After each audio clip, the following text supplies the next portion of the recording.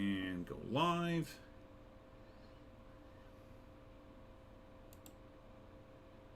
And I think I can hear myself. All right. We are good.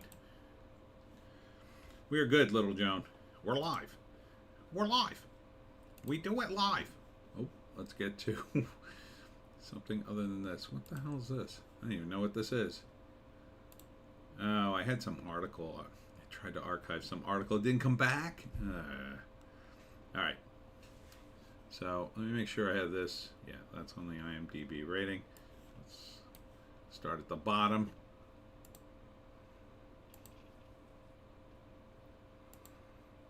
Okay. Oh, Ryan Citro is here already. Hi, Ryan. How you doing?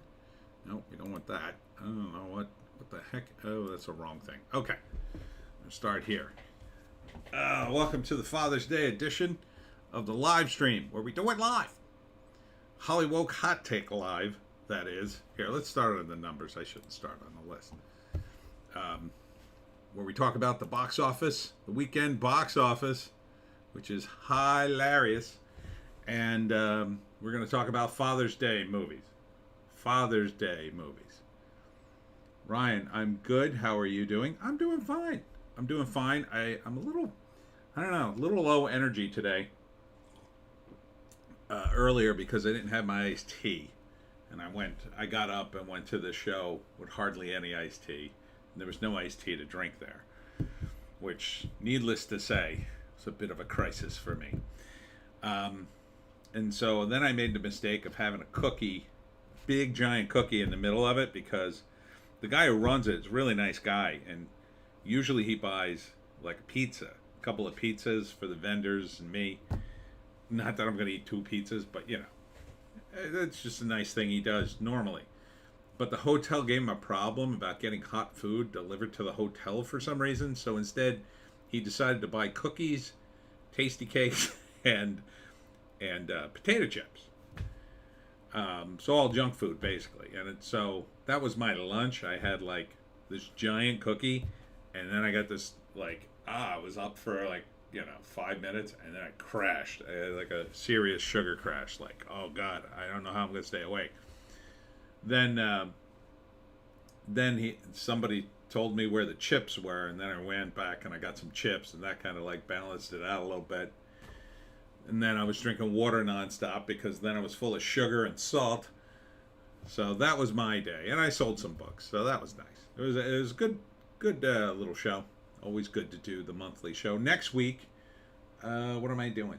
Oh boy, I got lots of stuff next week.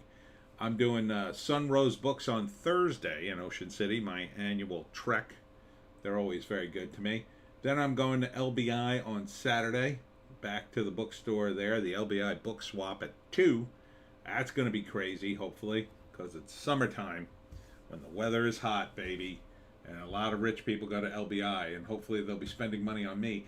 And then on Sunday, I'm doing a car, truck, motorcycle showdown show at the Salem County Fairgrounds, which I've never done before. So I'm sort of on the fence. Either I'm going to do super well, or I'm going to do terrible, or it's going to rain, or I don't know what's going to happen. So I have to get there super early because I don't know what the deal is about the showdown.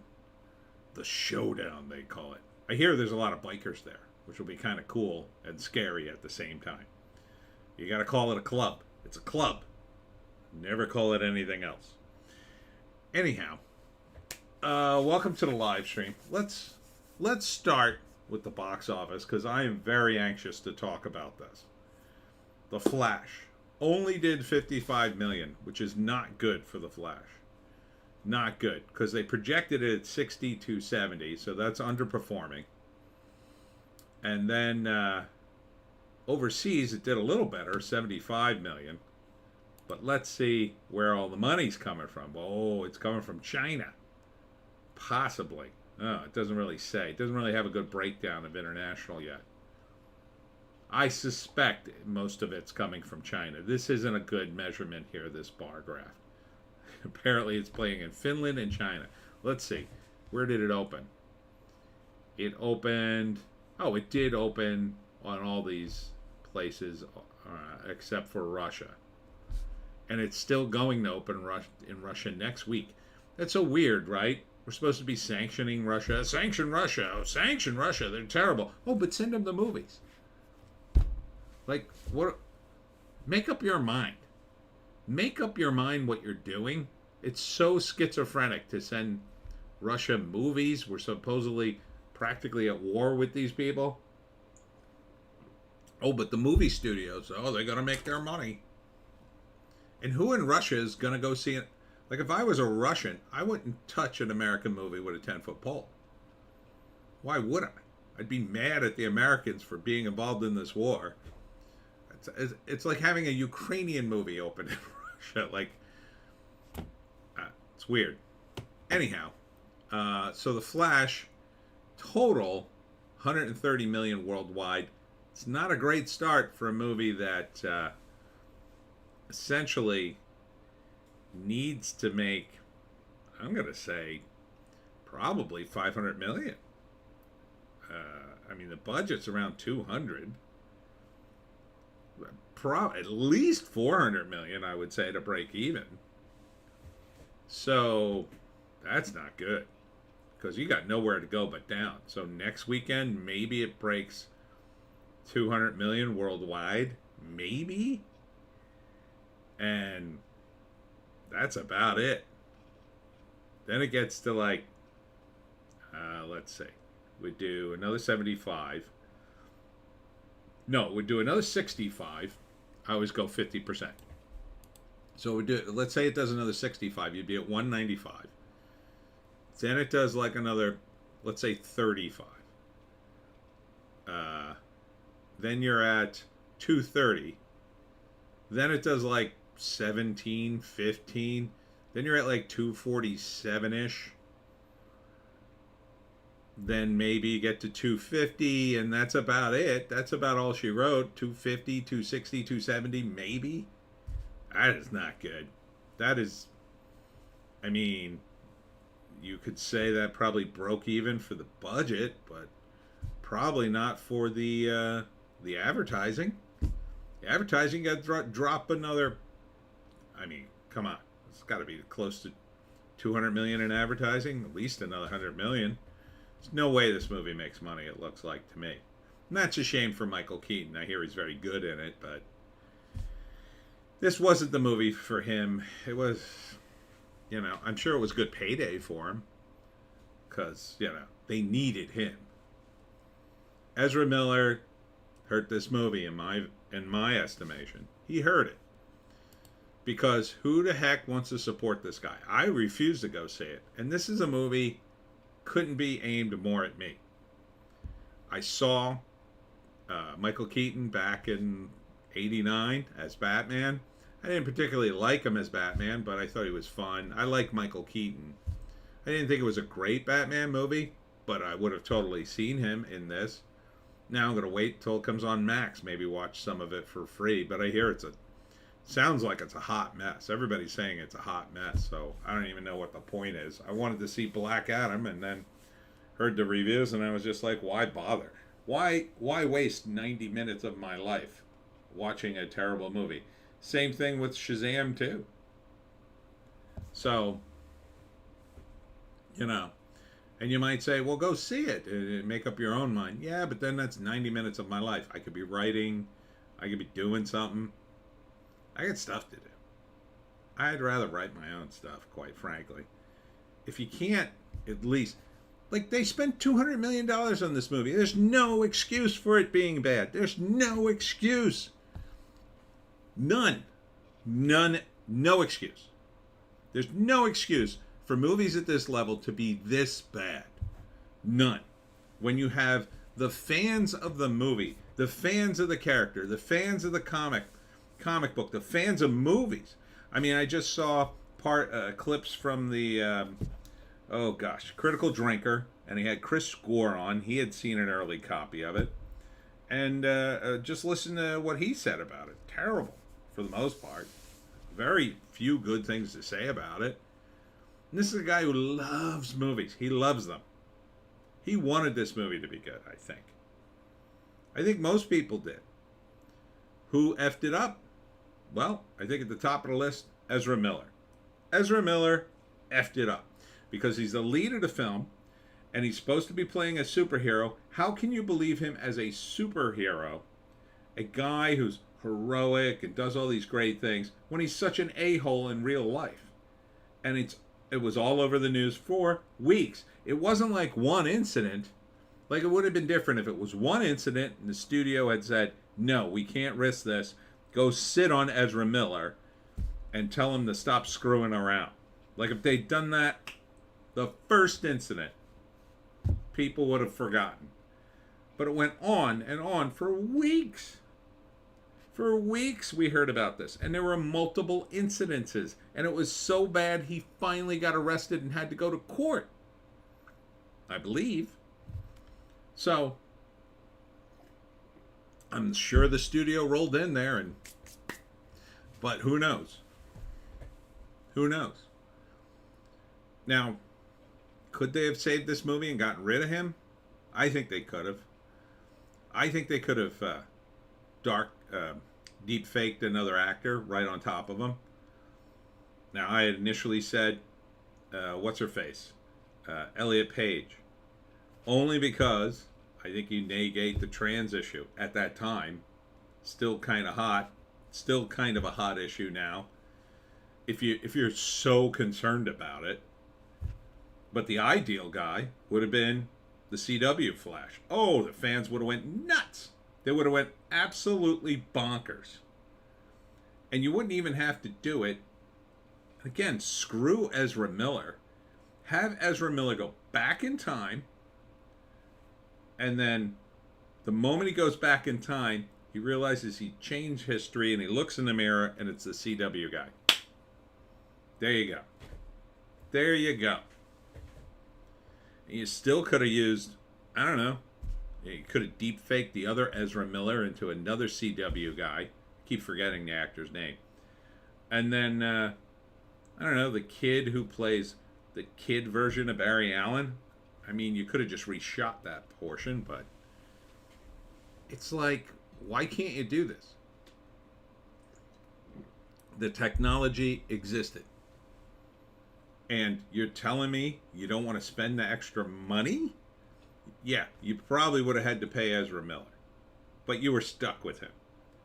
Which is why you didn't do this, I guess. But you did spend extra money recutting the movie anyway. Because that was a thing, right? James Gunn came in and they reshot some stuff. That was the opportunity right there. Okay, we're going to reshoot some scenes and we're going to get rid of Mr. Bloop Bloop. That's what I say. Why wouldn't you do that? And then Ezra Miller's out of the film. Same thing with Aquaman. Same damn thing. Deep fake Amber Heard right out of the damn movie. Pay her off. Pay some other actress to be Amber Heard or to be Amber Heard's face. I mean, what could be easier? Oh, we're going to pay you to be Amber Heard's face. Really? Yeah. And what do I have to do? Oh, you just have to come in the studio for about a week and say all their lines, and then we're going to record your face and then put you right on top. Probably wouldn't even have to do that with the computer the computer duplicating they have now. You're telling me they can't do this? You're telling me they can't do this smoothly? I've seen it done smoothly on YouTube. Multiple times. You're telling me you can't just spend the money to do that instead of spending the money to what? Bail Ezra Miller out and see that. What was he gonna do? What was Ezra gonna do if you did that? Was he gonna complain? Ah, you guys are jerks. What? How would that have sounded? Oh, you're jerks for cutting me out of a movie after I behaved like an a-hole. How's that gonna land? I don't think it's gonna land well. At least for Ezra. I think it would have landed better for the fans. They would have been like, get lost. Now you're stuck with Ezra. If this movie had done well, you'd be stuck with him. They were talking about a sequel. Like, oh, maybe we'll do a sequel. Oh, really? Oh, you want to lose another $200 million? It's unbelievable. So now you got a stinker on your hand. Apparently, a loss. Are you finally on board with people don't like this? It's only been a staple of Hollywood since the beginning of Hollywood. You keep the stars out of trouble. There are limits to the amount of decadence people will tolerate from their stars. And you've got a guy playing a superhero. He's not. It would be different if he was playing a rock star. It would be different if he was playing, I don't know, a villain or whatever. At least then you could say, well, I could still believe him in the role. The stuff Ezra did, quite frankly, even if he was a villain, I would have fired him. But at least you could say, well, I could still believe him in the role. Barry Allen's like one of the most wholesome characters in the DC universe. And we're supposed to believe, oh, hi, I'm Barry Allen. The same guy who was using they, them pronouns and yelling at the cops. This is the same guy? We're supposed to believe he's a nice guy? It just doesn't compute. It doesn't scan. In my view, it doesn't scan. You get rid of them. Whatever it costs. Yeah, it would have cost a lot of money. So what? You already spent a bunch of money. How much more could it have possibly have cost to get a second actor in there? And you're telling me you used his name? It was his name that hurt the movie. Michael Keaton's the name you were using. If you had switched him out, you could have still touted Michael Keaton's name up and down Hollywood. And people would have went, oh, Michael Keaton's in this. And some other guys. Okay, Warner Brothers. Whatever. Also opening this week to $29 million. Not to be outdone, Disney decided to run over and have a flop. $29.5 million for Elemental. $15 million international. This sounds like a bomb to me, because this movie had to cost money. This is a cartoon. Opened everywhere but France and Mexico and Italy. Oh, and Spain. For some reason, it's open really late in Spain. Everywhere else, it opened. Is China one? Yeah. So, this movie ain't going anywhere, apparently. The sheen is off of Pixar, everybody. It is completely gone. So you're looking at $44 million for a movie that probably cost, again, it probably cost like $200 million. It's a cartoon. At least 100. At least 100. So we're at 44. Next week you're at 22. 66 million. Next week you're at another 11. 77 million. This thing ain't even going to break 100 million. This is Pixar. It's in the summer. You're in the summer and you effed it up. Welcome Disney. And by the way, they squeaked in a non-binary character somewhere in Elemental. Not that it matters. I don't think that's the issue at all. I think it's just people that burned out on Disney. Hell, probably some of their former fans assumed that it would be super woke. That's part of the problem with Disney. Their brand is wrecked. I think. Carter's here. I don't even remember seeing ads for Elemental. I saw the trailer, and I saw some on YouTube ads, but I don't watch TV anymore, so I wouldn't know about TV. I mean, and again, who watches TV anymore? Here's a hint. Kids don't watch TV anymore. Ryan says hello, Carter. Kids don't watch TV. Hardly at all. They'll watch TV on their phones or things on their phones and their various mouse pads or whatnot. But they're not going to watch TV anymore. That's not a thing for kids anymore. It's not a thing for most people anymore. It's not a thing for me, and I was a TV kid. I think my parents are the last generation that are still They still watch TV. My parents watch TV like it's 1975. You know, they forget they have a TiVo sometimes. Oh wait, we can zoom through the commercials. Oh right. So TV is dead. It's awful now. Like TV was bad before. Carter says hi, Ryan.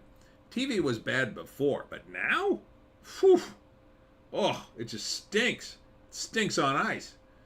You got American Idol, one of the most popular shows ever in the last 20 years. People are up in arms over Katy Perry for some reason, and can't even make that show work. That show probably should have went off. I hate that show, by the way. I hate reality shows, except for Cops, maybe. But that show, pfft. And you can't even sell that. Sitcoms, good luck. No one's watching them anymore. The Office was the last great sitcom. The American version of The Office. People love that show, but that was a good show. I don't know. I hear this Abbott Elementary is supposed to be a hot show, but I've never seen it. I never heard anybody talk about it. Maybe It's Always Sunny in Philadelphia still, although I haven't seen it in a while. People don't watch TV. How are you going to get the word out about Elemental to kids? And who wants to see Elemental? It's so... I mean, you might as well have made a movie called Rocks. Oh, it's about some rocks that fall in love and they live in Rock City. And and you could have made Flintstone jokes. I don't know. Pixar's just out of ideas, I guess. Maybe they lost all their good talent. That's what happens in Hollywood. It's like when the Yankees pick all your good players and you're left with no one. That's what Hollywood does. Number 3, Spider-Man Across the Spider-Verse. Let's see. Did 27 million. Almost 500 million worldwide. 489. I don't really have any interest in seeing this thing. Especially since it seems to focus on Miles Morales. The last movie, at least the trailer, didn't really focus on him. And it just seems like they're trying to push Miles Morales on everybody. And it's fine. I mean, people seem to like the character up to a point, but 2 multiverse Spider-Man movies, it's too much, I think. I think people are already getting tired of this multiverse thing. But I don't know. I guess they'll do a third one since this movie seemed to have made money. 400 million, I guess that's money. 489, yeah, it's some money. Number 4, Transformers Rise of the Beast. Now this is down from number 1. Made 20 million. 274 million worldwide. I don't know if that's money. That doesn't sound like money. So, it made 20 million. Maybe it cruises to like 310, 320. Is that money? Maybe just barely. If you think, well, the movie cost, maybe they got it down to 100 million. It doesn't look as slick as the previous ones. I don't think there's any names in it. So figure 100 million, another 100 million to promote it. They did promote the hell out of this movie. So maybe that's profit. Hard to say. I don't see where they're going to go with this franchise. One of the reasons I thought it was in trouble because they were, and no offense to Peter Cullen, the voice of Optimus Prime, but they were promoting him. And he's great, and I think he should be promoted, but this is the first time I've seen him promoted. What is this, like the 7th Transformers movie? He's been in every one of them, I think, except maybe one. I don't know. They're already talking a sequel. I do hear it's a decent movie because the director apparently did a nice job. So kudos to him, I guess. I don't know. It's another franchise I'm sick of. And then with that stupid Transformers cartoon where they started to stick pronouns in it and they made Optimus Prime use pronouns. And go after yourselves. Carter, they'll do every multiverse but X-Men with the rest of Marvel. Well, they just got back X-Men, I think. I think they're gearing up for that in a year or two. At some point, they're going to start announcing that. But I don't know. Disney seems to be in trouble. They can't keep affording to make these movies and lose money in the parks, or not lose money, but not make as much money. Parks look like they're on their way down. Who the heck wants to go to a park? I've seen at least 2 or 3 videos of fights breaking out in the park. Place is already super expensive. You think I want to go? To me, you think I want to go to one of those places and then have a fight break out? I'm not. No. I've seen a million videos of hot women who get kicked out of the park because they're wearing something a little too revealing, and yet Disney changed their dress code for their employees to allow them to be like, I don't know, pink-haired weirdos, I guess, because you can have tattoos and piercings and purple hair or whatever, or so I heard. So I think that was a dumb move. Disney, I think, is just dumb. I think they're just a dumb corporation at this point, lumbering around, unsure what to do. I think Iger, I don't know what he's going to do at this point. Maybe he'll manage its decline and somehow sell the whole thing to Disney and make a gazillion dollars and then drop dead on a pile of money sometime in the not too distant future because he's old. But Little Mermaid gets 11 million, 11.6, has done 465 worldwide. I mean, probably money at this point, just barely. Probably cost close to 200 million, I'm gonna guess. A lot of CGI in this. I hear terrible CGI. Everything I've seen of it looks terrible. Looks like they spent $40 on the CGI. But the thing is, they've probably got a soundtrack, and that's gonna. Oh, it did well in the UK, 25 million there. Did not open in China, you'll notice. Is it gonna open? Oh, it did open in China. Where's China on the list? What did it make? Opening weekend, 2.6 million, did 3.8.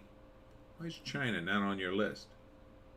Oh, maybe because it didn't make enough.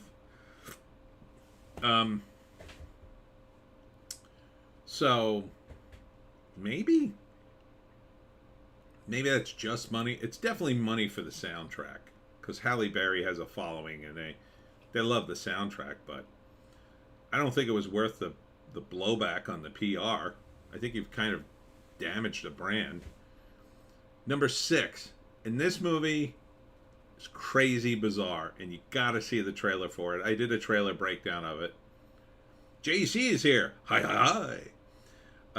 China, it made like 3 million. Nothing, flopped hard there. Well, yeah, because of the lead, because of their racism. I mean, the Chinese are pretty racist in China. I've seen the videos of them denying access to Nigerians trying to get into their malls. It's pretty crazy. It's very racist. Very racist, in my view. I think it said 5 million, though. Let me see again.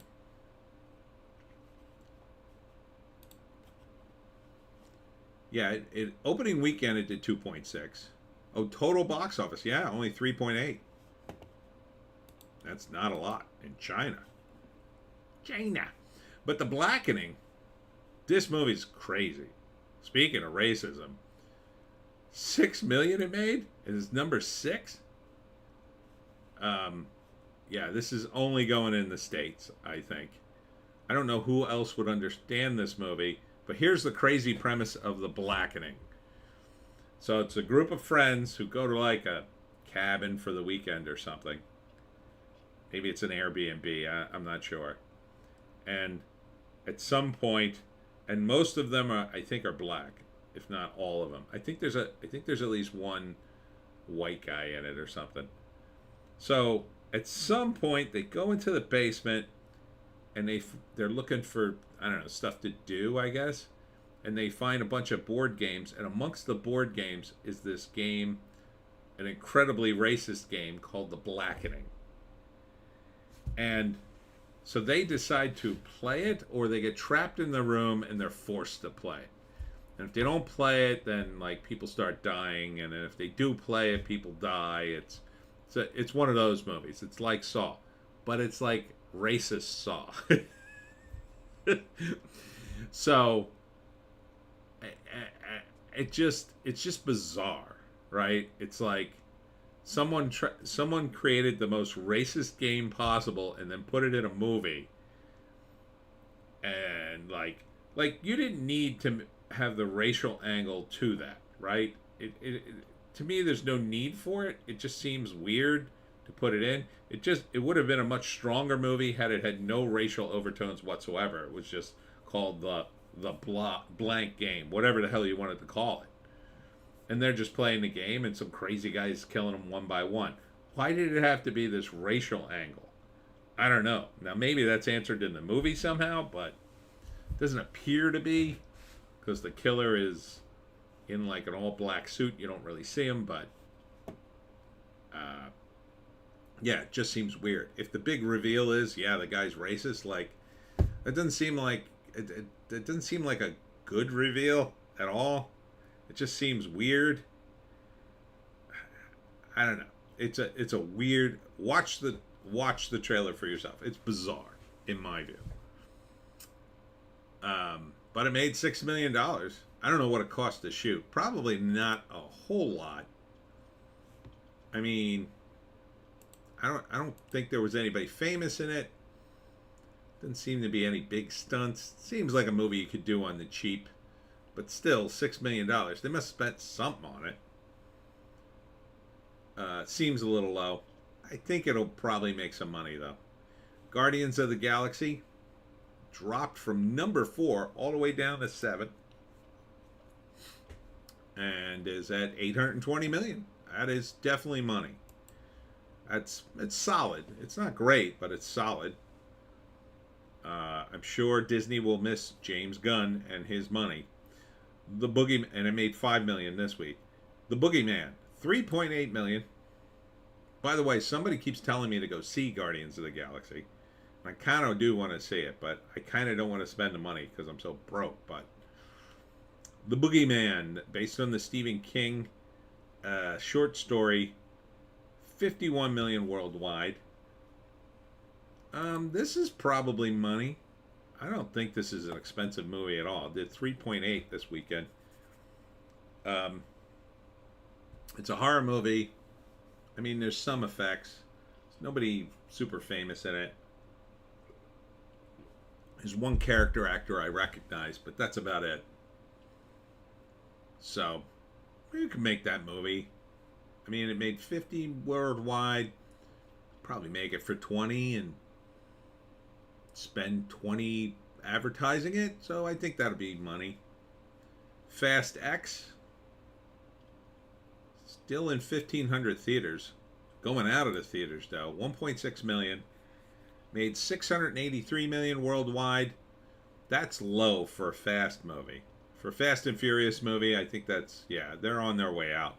Finally. Done with these movies. I mean, have I seen any of them? No. I've watched a few scenes. That's about it. They all look the same to me. Yeah. But the era is over. I guess they're going to do like 2 more, and that's going to be the finale. Or was this part of the finale? I forget. Asteroid City opened, but only in 6 theaters, so they could say next week, oh, look how much more money we made. But still, for 6 theaters, it did $790,000. Seems okay for 6 theaters, I guess. Almost $1 million. Internationally, 1.7. I mean, this movie isn't going to do huge business. This has to build word of mouth, or else it's toast. Because it's Wes Anderson, and it's going to be kind of low key. But it looks good. I mean, it looks beautiful, really. Looks like a piece of artwork, really. I kind of want to see it. I like Wes Anderson, and again, even when his movies suck, they're still kind of good. I think my favorite one still is The Royal Tenenbaums, though. Man, that's a good movie. I love that movie. But this looks okay, and Scarlett Johansson is in it. I love watching her. So this is like, to me, Asteroid City's like a kind of a good date movie, or a good movie just to go if you just want to relax. You know, you want to see something cool, but you don't want like a movie that comes at you. It's like all the time. It's too intense. It's not going to be super sad. It's not going to be. It's just going to be cool and interesting and quirky.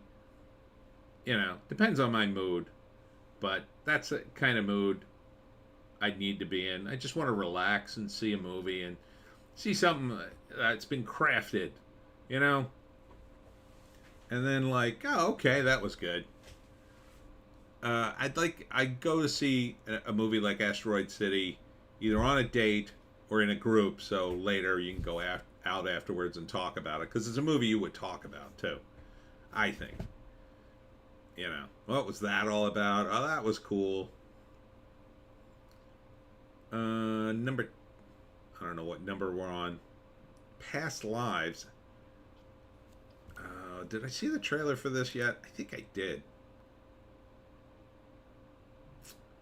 I remember it not being what I thought it would be about. I thought it would be or is it? Is this the South Korean movie? I may be confusing it with something else, but it's not doing well. 1.9 million total after 3 weeks, but it's an art house movie. It's not in a lot of theaters. I don't know. It doesn't look that interesting. I mean, I can't even remember it, so there you go. Super Mario Brothers, still in theaters, still at $1.3 billion. I mean, at this point, might as well keep this. I mean, those we have big theaters near me. I have like 15 screens, 16 screens. If I ran a theater, I'd keep a movie like Mario Brothers running. Why not? In the summer? About My Father was number 8 last week, dropping like a stone. Yeah, this was the wrong time to release this. I don't know how good it is. I mean, my parents love this comedian. He's an Italian guy. And then De Niro plays his dad, and he does a stand-up bit about being an Italian American and blah, blah, blah. And so it's a perfect movie for my dad. I think I told him about it, but it only did 12 million. So this ain't long for the theaters. It's only in 273. It didn't really get a super wide release. Back in the day when comedies were bigger, I think it would have gotten a bigger release. JC, I want to see Asteroid City. Tempted to go see, but the first movie I've seen in 3 years. I mean, yeah, I think Asteroid City, like I said, it'll be very watchable. It'll be interesting. You'll see all these cool, quirky things, and hopefully, germinate in your mind, and then you go home and look some stuff up on the internet, and I don't think it'll be like the driving force that, like, oh my God, what an ending. But I think it'll be cool. Wes Anderson movies sometimes, like the Steve Zissou movie, which I have mixed feelings about. There's one great scene in it, which is so great, where Bill Murray saves everybody from pirates or something. And he's got the gun and he's firing the gun. It's a really cool scene. And but like, it happens in the middle of the movie, and then nothing after that ever rises to that level. So in that respect, it's kind of an uneven movie. But I think it was more of a purposeful thing for Wes Anderson. The movie about the hotel was kind of good. I thought that was okay. I think Asteroid City will be like that hotel movie. I think it'll be good. I think you'll like come out of it, oh, this was good. But I don't think you'll be like, oh my God, recommending it to your friends. JC, Raw Power by Iggy Pop blaring. Yeah, that was my favorite part. JC, Life Aquatic grew on me over the years. That's another thing too. I think with Wes Anderson movies, I think they're the sort of movies that you will go back and look at again to see everything in it. Grand Budapest Hotel was great, I thought. Yeah, that was it. Bill Murray's really good in that one, I think. Although he's not in it very long. The other reason I want to support it, Wes Anderson too, he supports Bill Murray. Bill Murray kind of got Me Too'd on his last film. And Wes Anderson hasn't like written him off. Because I don't think Bill Murray did anything. I think it's just somebody trying to make a name for herself, is my gut feeling about it. But we'll see. I don't think there's going to be any kind of lawsuit or anything. But it's like they're just trying to cancel him. Because that's what people in Hollywood love to do. JC, he just has that cameo in the taxi cab. I know, but it's really good.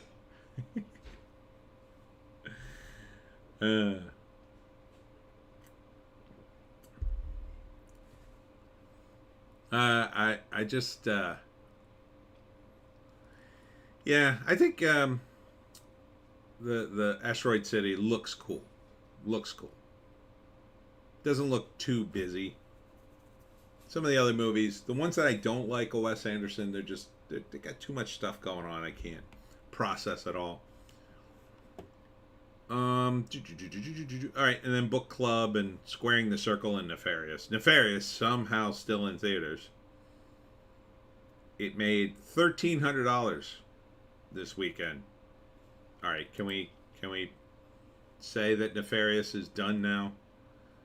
Right-wing media that pushed this movie for some reason.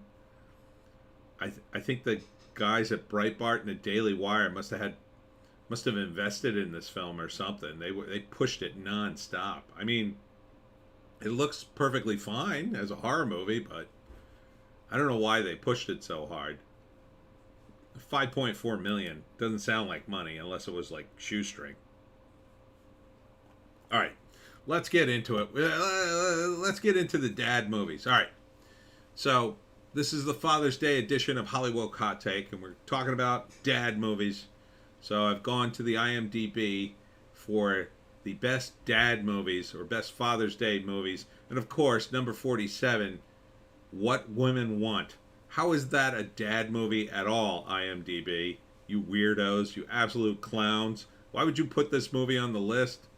It's the dumbest movie to put on this list. What Women Want. Yeah, it's a Father's Day movie. No, it's not.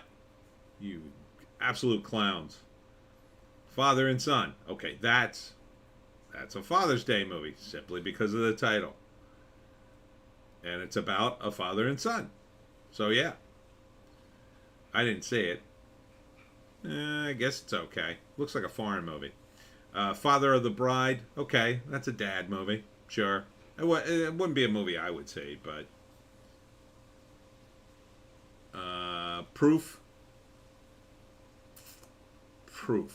The daughter of a brilliant but mentally disturbed mathematician, recently deceased, tries to come with grips with her possible inheritance and his insanity, complicating the matters. One of her father's ex-students who wants to search... Sounds like the father's dead. That doesn't sound like a very good dad movie. JC, Mel Gibson reading women's thoughts. How is that a dad movie, though? It doesn't sound like a dad movie to me. Sounds like, and I remember there was a whole bit where Mel wears like a leotard, and I don't know. I guess it was meant to be funny. It just came off as stupid to me. Absolute Power. Clint Eastwood movie. I don't remember this one. Career thief Luther Whitney witnesses a horrific crime involving U.S. President Alan Richman, Gene Hackman. Or did I see this? Is this the one where he's the... It's not the one where he's the... No. That's a different movie. I was thinking of one with John Malkovich, and he's in the Secret Service. Huh. I don't remember this movie at all. 1997. Well, if it's Clint Eastwood, it's probably good. JC, it was a chick flick. Yes, the Mel Gibson movie. Yeah, it doesn't belong on this list. I'm infuriated that they would include it. Shoot the Moon. A mother of four is abandoned by her husband. For a younger woman, husband, wife, and children struggle to survive seemingly inevitable divorce. That sounds terrible. That sounds sad and terrible, and not at all a dad movie. Like if it was a movie about a father who comes close to a divorce, but he pulls his family together, maybe. I don't know. I didn't see it. Maybe it's about that, but it doesn't sound like it. Yeah, that sounds awful. Dan in real life. A widower finds out the woman he fell in love with is his brother's girlfriend. I remember the advertisement for this movie, and even Family Guy made fun of it. I mean, I guess it's about a dad. I don't know. JC, Clint Eastwood breaks into the White House and sees the president murder an intern. Why does he break into the White House? He'll be killed. That's crazy. That is crazy. What a crazy premise. The Family Man. Is this Nick Cage? I think I remember this movie. Yes. Okay. Yeah, this is the dad movie. Fast lane investment broker offered the opportunity to see how the other half live.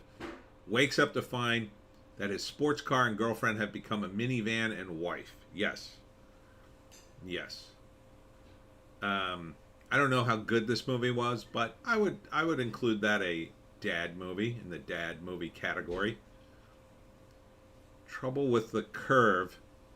Is this Clint Eastwood again? Yes, it is.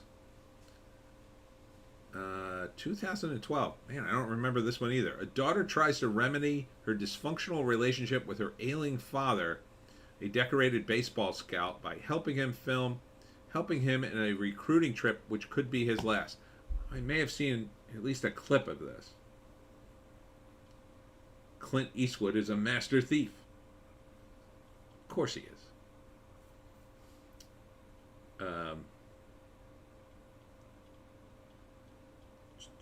So, yeah, I could see this one. I mean, that's another dad.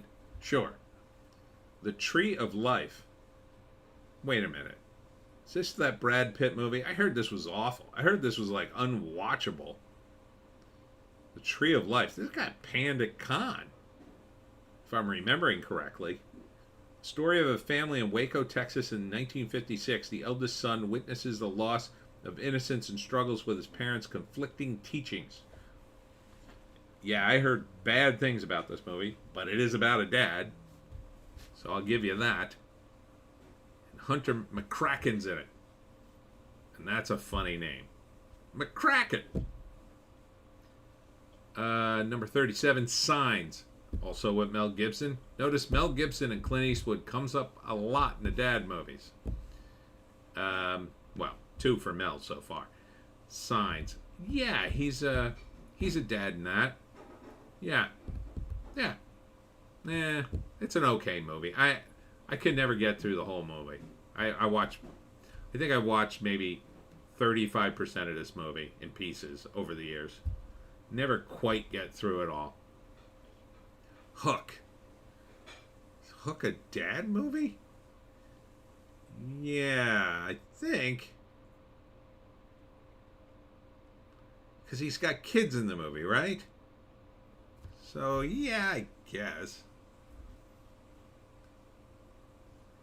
Not really something I'd associate, though, with a dad movie. It's definitely not, on the one hand, it's not really a movie to go see with your dad unless you're a little kid.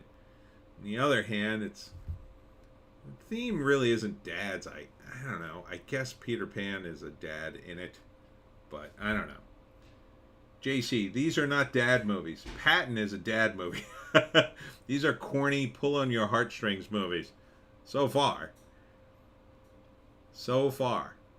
He Got Game. Denzel Washington. Basketball player's father must try to convince him to go to a college so he can get a shorter sentence. JC, Robin Hood is a dad. Robin Hood with daddy issues, basically. My Girl. That's How is that a dad movie? That's definitely not a dad movie. It's a family movie, I think. A young girl on the threshold of her teen years finds life turning upside down when she's accompanied by an unlikely friend. No, that is not a dad movie. Definitely maybe. A political consultant tries to explain his impending divorce and past relationships to his 11-year-old daughter. That sounds awful. 2008? How is it this high on the list? That sounds awful. Ryan Reynolds was in it. Bleach Demon. Zulu is more of a dad movie than these. I know. Definitely maybe. You know what it is? I'm going to say it. I think a girl came up with this list. Although it's IMDb rating, so. JC, Apocalypse Now is a dad movie. Not My Girl. Yeah, definitely. Parenthood. Kind of barely. I mean, that's another Steve Martin family movie. We Bought a Zoo. I guess. Really? A comedy drama? That's supposed to be a comedy? That looked awful. I mean, it is about a dad. Technically, you got me on a technicality, but Jesus. Beginners. Young man rocked by two announcements from his elderly father that he has terminal cancer and that he has a young male lover. Oh boy. I guess because, again, there's a dad in it. Didn't feel like a dad movie, though, still. About Schmidt. A recently retired man embarks on a journey to his estranged daughter's wedding only to discover more about himself and life than he ever expected. Technically a dad movie. The character's a dad. Doesn't feel like a movie a dad would watch, although I think my dad did like this movie because he just likes Jack Nicholson, but... The Road. Total dad movie. Okay, that one. Right there. That's a good movie. I like that movie. There you go. Finally, on the list at 28, The Road. Total dad movie. Spends a whole movie protecting his kid, teaching him stuff. And then you know the ending if you saw it. Yes. Yes, The Road. I would put that on my list. Oh, we were just talking about this movie, The Aquatic Life with Steve Zissou. Well, he is a father figure, I guess you could say, but I don't know if it's really a dad movie. You'd really have to stretch to add that one. Meet Joe Black. Who takes the form of a young man killed in an accident, asks media mogul to act as his guide to teach him about life on Earth. In the process, he falls in love with the mogul's daughter. I mean, again, it's more metaphorical than actual dad. Can we have some actual dad movies on this list, IMDb? The Descendants. Land baron tries to reconnect with his two daughters after his wife is seriously injured in a boating accident. Okay. Again, sounds kind of sad, but I'll give you that one. Unbreakable? Yes. Yes. Bruce Willis is a dad in that. Another one I've seen. JC, Life Aquatic, Murray's son tracks him down. Yeah. I mean, there's so much going on in that movie. Unbreakable is a dad movie, though. He's protecting his kid. He's a superhero, kind of, sort of, not really. The Natural. Middle-aged unknown comes out of nowhere to become a legendary baseball player with almost supernatural talent. This is a dad movie. I think dads would watch this movie because it's got baseball in it. And it was pretty popular. Yeah, okay, I'll give it to you. The Judge. Big city lawyer Hank Palmer returns to his childhood home where his father, the town's judge... Oh, is this a Robert Downey movie? Yes. Was this movie any good? JC, I'll accept Unbreakable. Oh, I missed one. JC, Pulp Fiction is a dad movie. My dad loved Pulp Fiction. I don't know if my dad saw that movie. I don't think he saw it. The Judge, though, sounds like a dad movie. It didn't do too well, though. But, I mean, that's a movie my dad might watch only because Robert Duvall is in it. Field of Dreams, yes, that's a dad movie. Definitely one to watch. Again, baseball. Another dad character. Yes, that would be on the list. Legends of the Fall. I believe that's another dad. I didn't see it, but vaguely remember it. Yeah. Yeah, because I think Anthony Hopkins is the dad, and the brothers are around him, and there's a bunch of stuff that happens. Les Miserables? No, that's not a dad movie. Sorry. I don't care how many dads are in it. It's a Broadway musical. It shouldn't be on the list. I Am Sam. Mentally handicapped man fights for the custody of his 7-year-old daughter. Yeah, I don't know if it should be so high up here. Look at the Metascores, 28. I don't know. Mulan. Save her father from death in the army. A young maiden secretly goes to a place to become one of China's greatest heroines. No, that's not a dad movie. JC, dads hate musicals. Exactly. Mulan is not a dad movie. This is way too high on the list and shouldn't be on the list. Mulan is about the daughter. It's not about the dad. Yes, there's a dad in it. You can't just include every movie with a dad in it. That would include almost every movie. How Green Was My Valley is an old movie. Mulan is a kid's movie. Yeah, if it's anything, says JEC. At turn of the century, in a Welsh mining village, the Morgans, he's stern, she gentle, raising coal mining sons and hope their youngest will find a better life. Yeah, that sounds like a dad movie. I didn't see it. I remember the name. Road to Perdition. Okay. Yes. Most mob movies are automatically dad movies, I think. And there's often dads in them as the characters. Bleach Demon. I Am Sam. The prequel to Son of Sam? No. No, it is not. So yes, Road to Perdition. The Last of the Mohicans. 3 trappers protect the daughters of a British colonel in the midst of French and Indian War.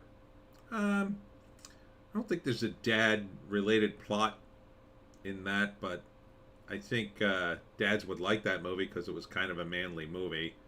Kind of. I mean, there was action in it. HUD. That is definitely a dad movie. Older dads.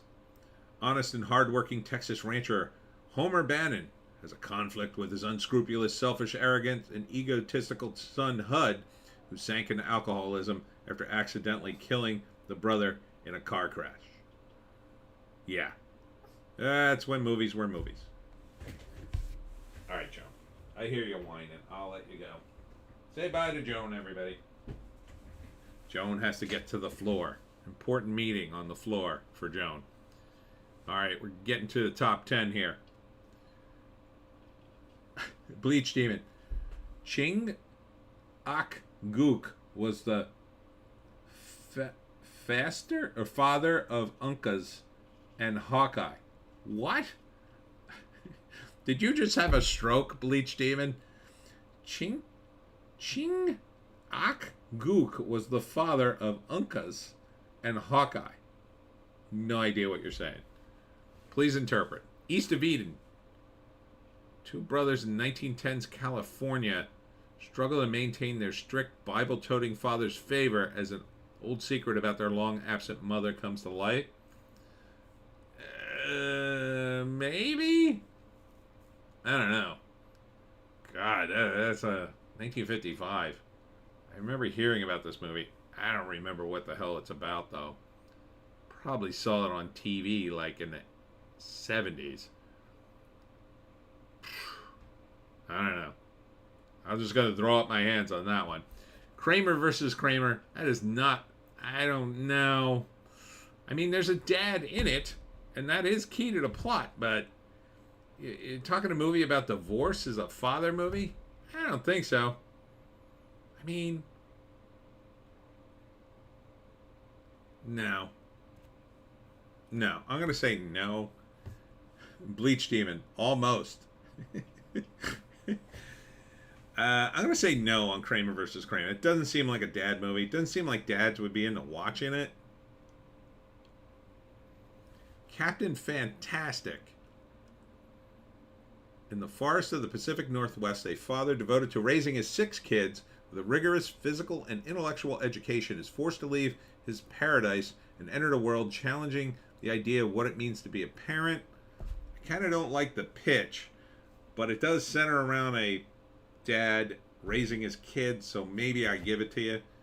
I don't know. It seems way too high on the list. I vaguely remember this movie.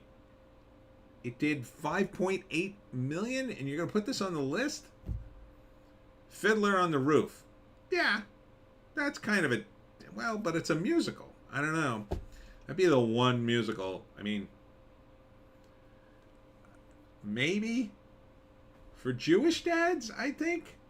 Because it's so, you know, it's got so much cultural stuff in it.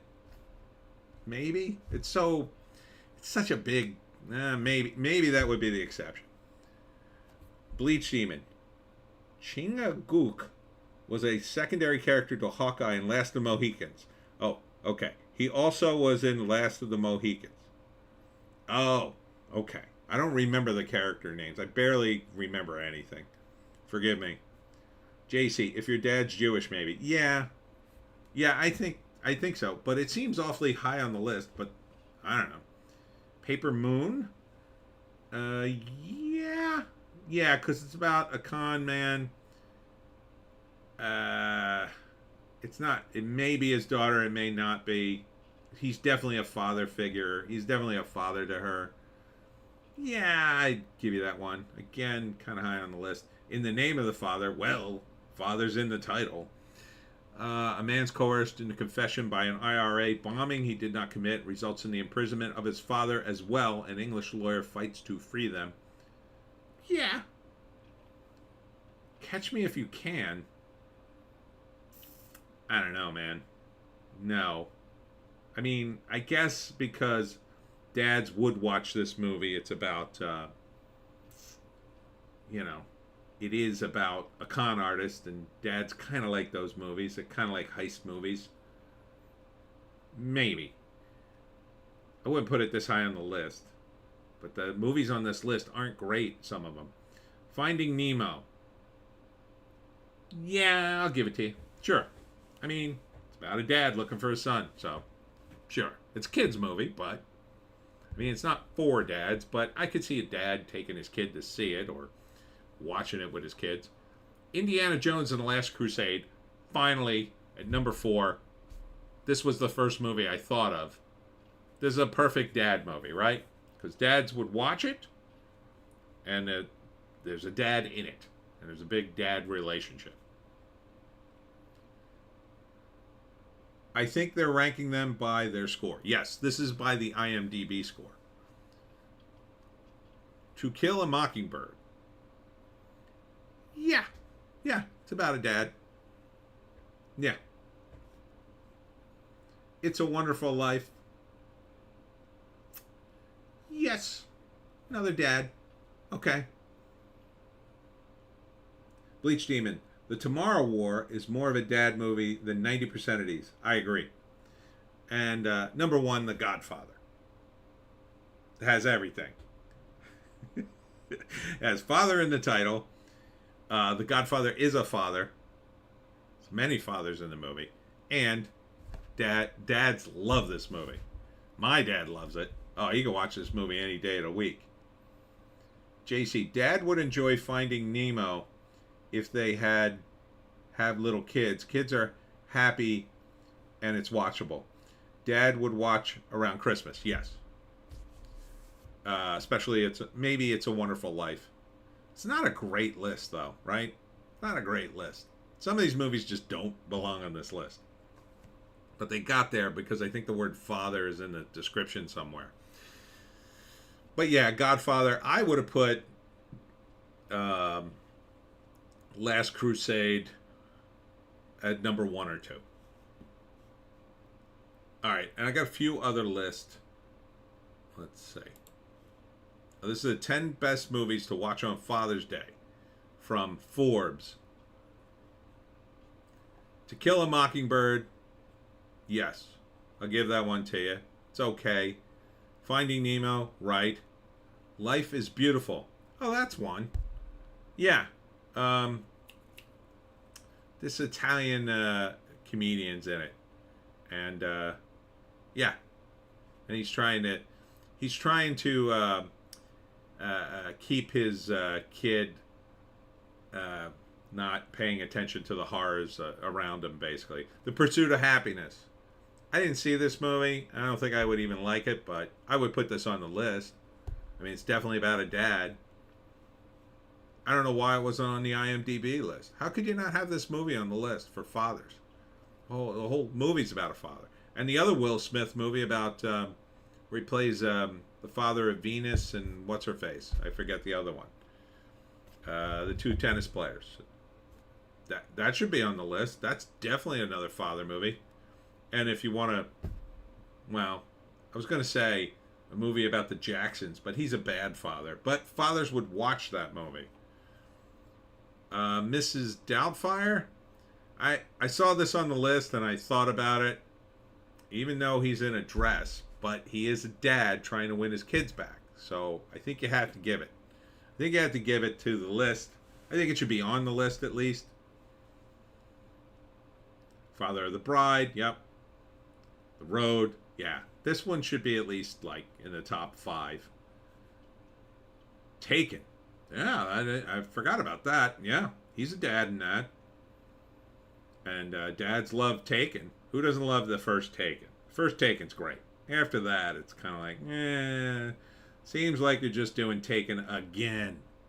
That's what they should have called the sequel. They shouldn't have called it Taken 1, Taken 2, Taken 3. They should have said Taken, Taken again, Taken one more time. and Taken, I don't know, Taken, Can You Stand One More? Indiana Jones and the Last Crusade, yep. The Lion King. I mean, again, little kids. Kind of a rough father's movie. I don't know. I don't know if dads want to see the dad get killed in it, but spoilers if you haven't seen The Lion King. Yeah, I mean, it is about dads. So, yeah, even though it's sad. I think I have one other list. Yeah. 15 movies to watch at home on Father's Day. This one is not a great list. This is the AARP making this list.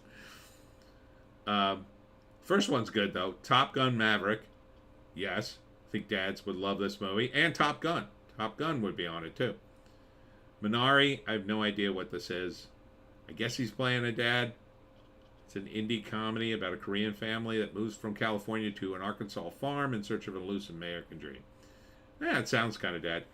Senior, the documentary about Robert Downey Sr. I guess. I don't think documentaries should be in the category, though. To Kill a Mockingbird, Father of the Bride, the original, Parenthood, Indiana Jones, Last Crusade, 3 Men and a Baby, absolutely not. Should not be on the list. Don't know what you're thinking.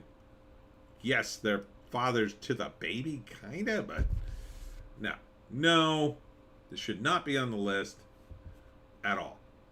Not a movie dads what? Kramer versus Kramer, no. Paper Moon, yes. Godfather, yes. Mrs. Doubtfire, yes. Finding Nemo, yes. Mr. Mom.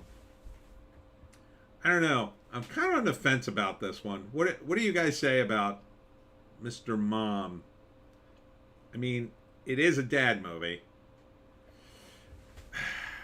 But I don't know. It feels like, in some respects, it kind of undermines dads, but it's a comedy, so that's kind of okay.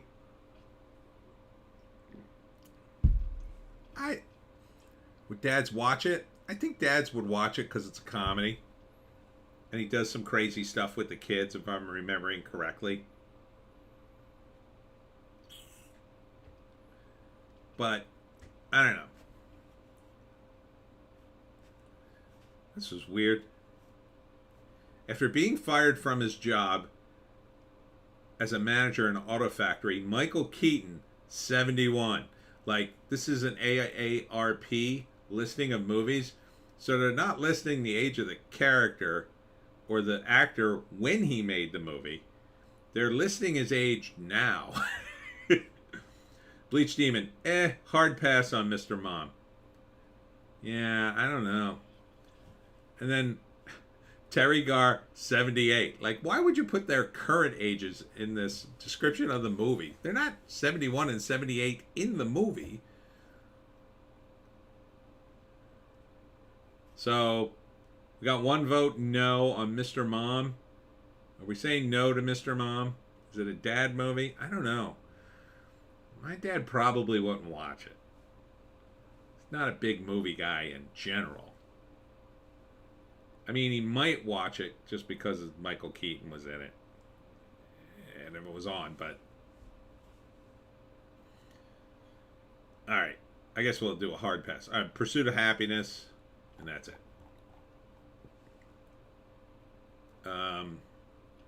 Yeah. So, I think that was it. JC, no, Mr. Mom. It's a family movie. Yeah. Alright. So it's settled. Mr. Mom is off the list. So you got The Godfather of the Road. And The Last Crusade for me in my top three. Alright. And then there's a few others, but that's about it. Alright, let's get into the trades now. See what's going on. Talking about The Flash. Oh my god. 2 dead, 3 injured outside. Injured as shooter opens fire outside Washington Gorge. Day 2 of the EDM festival canceled. Ooh, that's not good. It's not good at all. What is that? Chicago? No, it's Washington. Oh my god. That's terrible. 2 dead. Ooh. Let's find some happier links. Here's A Bronx Tale. That's kind of a dad movie. At least for part of it.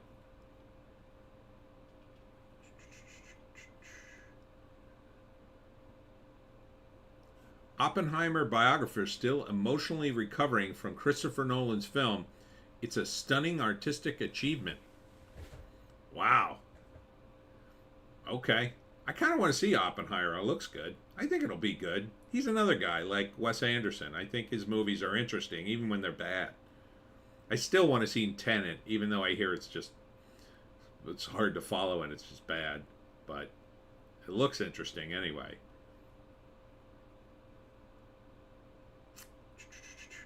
Rings of Power cast slams racist backlash. Here we go again. Here we go again. Rings of Power cast slams racist backlash at Monte Carlo Television Festival. Teases action-packed season 2.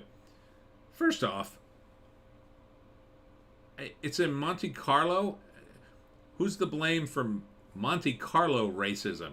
It's not even where the damn show's got. I mean, I'm sure some people will watch it in Monte Carlo, I guess. What are you people talking about?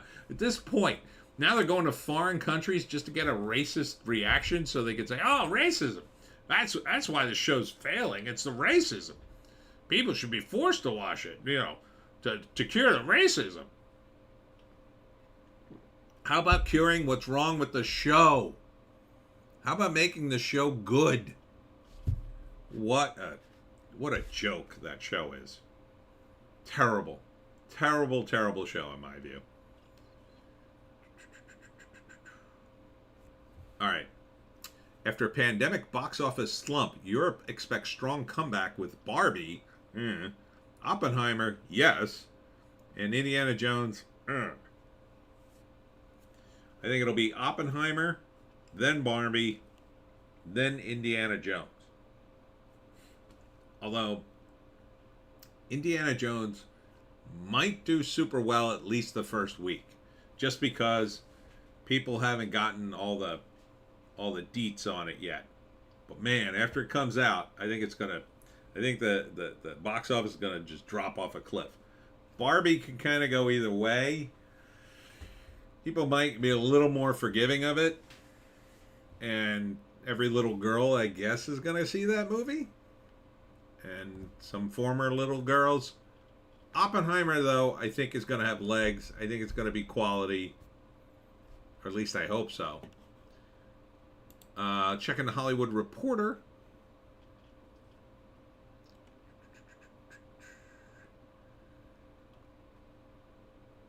More on the Flash.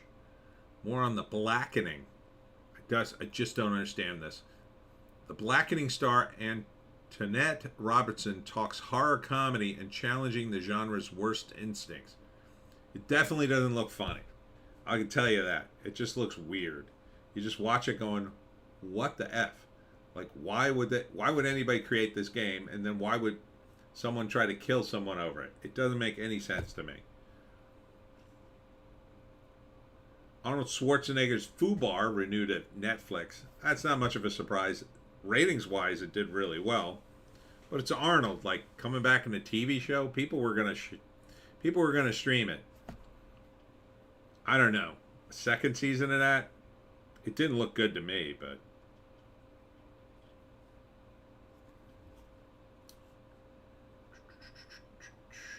Gal Gadot, Jamie Dornan face global destruction in a new Netflix spy thriller, Heart of Stone.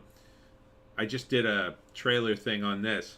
It's written by Greg Rucka, who's kind of a good writer, I think. At least in comics he was. I don't know that this movie's going to be that good, but I mean, Gal Gadot looks good in it. The rest of the cast, I don't know any of them, but she looks good in it, so it might be good. I don't know.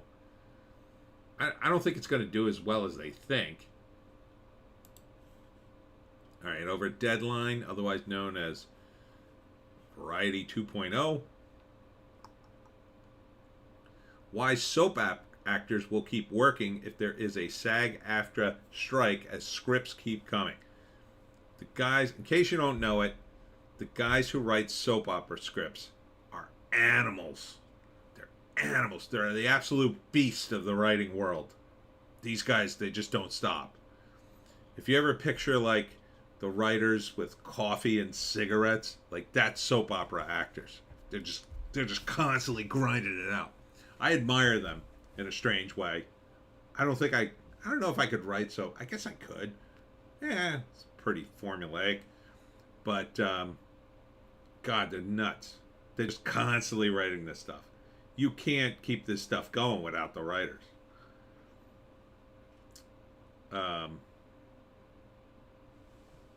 God. So they're going to keep the soap operas going during the writer strike. That's weird. You would think they would just instantly grind to a halt if you had a writer strike, but or maybe it was all written, I don't know, far enough in advance, but man.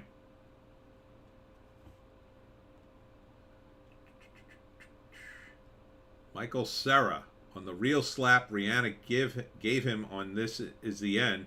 I thought it would look better if she hit me. That did look good in the movie. I love that scene with Michael Cera in This Is the End. I love that movie, really.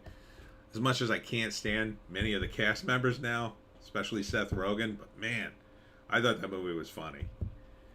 And Michael Cera getting slapped by Rihanna was very funny.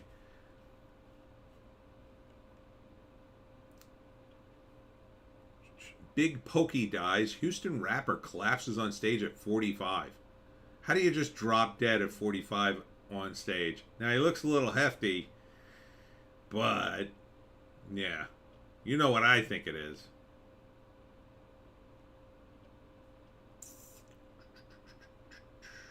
That's about it. Oh, Michael Chiklis. Accused star Michael Chiklis on addressing hot button topics as director. I'm finally at a point where I have something to say. Oh, good on him. I kind of like him as an actor, but Jack Kirby's son challenges Stan Lee Disney Plus documentary narrative. Uh-oh, SpaghettiOs. JC, the jab. Perhaps. Jack Kirby and Stan Lee, yeah, they had some issues. That's why I didn't jump to go see the Stan Lee documentary. I just assumed it would be a flowery version of events for him, and you know, I mean, I don't know. They had their problems. I've heard horror stories about Kirby getting screwed over and Stan not really helping, but the documentary has been challenged by Neil Kirby, who has posted a series of tweets with the assistance of his daughter, Jillian Kirby. I'm going to read more of this. The complaint states that Lee receives far too much credit for creating the Fantastic Four, the Incredible Hulk, and other Marvel characters that Kirby had a hand to bring to life. I got to lean towards them because Kirby's a genius. Stan Lee's creations, some of them are the worst things I've ever seen. Look up a character called Ravage 2099. I thought it was a joke when I first saw it. It looks like a complete ripoff of Grim Jack, and a really bad version of it, just terrible. But like Kirby's solo stuff was on point. So, yeah, I think Kirby was the genius. Now, I think Stan was a genius in terms of the marketing. I think he was a great marketing guy. And he could write on occasion, but, I mean, he wasn't a terrible, terrible writer. He had more of a writer's sensibility in, like, what was more current than Kirby did. Kirby's dialogue, I think, got dated, and he never kind of grew out of that. But Stan Lee could write more current dialogue, but I think Stan Lee's core concepts were sometimes just god awful and just very derivative. But like Kirby stuff, mind blowing. So yeah, that's disappointing to hear, but I'm kind of not surprised. Speaking of comics, overbounding in the comics, Lord of the Rings again. The Rings of Power actress Sophia Nomvet teases Evil Rises in second season, everybody. Oh, isn't that better? Isn't that better? Evil Rises. Oh, you'll get to see that. JEC, Stan was a great editor and a great salesman. Yes. Yeah, good editor too, because he had that sensibility. Like, this is what we need. This is what'll be popular. Like, maybe downplay this a little bit. All the Flash cameos confirmed, including CW series star Ted Sears. Anybody want a spoiler? I probably shouldn't read this.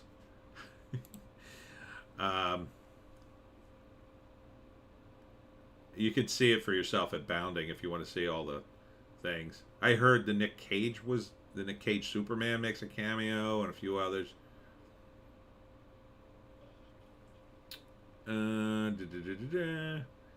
Sounds like Chris Hemsworth's going to be back as Thor, probably. So, I don't know. Can they redeem Thor at this point? And this was the final article I wanted to talk about. Secret Invasion. Rotten Tomatoes. Good news? Worse than the She-Hulk and Ms. Marvel. Oh my. Oh my. But it's got a high tomato reading, whatever that means. I don't know. I think it's a joke. Comparisons to Andor, which just might be a good thing. Is the goofy MCU over? Well, now you're saying it's good. First batch of reviews is out on Rotten Tomatoes. For Marvel's Secret Invasion series, they're not all that good, at least compared to both She-Hulk and Ms. Marvel. However, that might actually not be a bad thing, as the shill media certainly came out and shilled for both She-Hulk 80% and Ms. Marvel 98%. What? So maybe Secret Invasion is as decent as it appears to be a more serious side of things. I don't know. I don't have any interest in this at all. I mean, it kind of just, how are you going to fix this house? You set it on fire with Ms. Marvel and She-Hulk and everything else. And then you expect, like, oh, okay, we'll put out the fire now, and now it'll be good. No, it's all messed up. You can't do it this way. You have to keep the quality, Disney. You have to follow the comics. There's too many people involved in these projects. So you could argue all day, well, no, my vision's better. No, my vision's better. Well, how do you settle that argument? The best way to settlement is, well, let's just do what the comics did. And you follow the comics, at least as far as you can.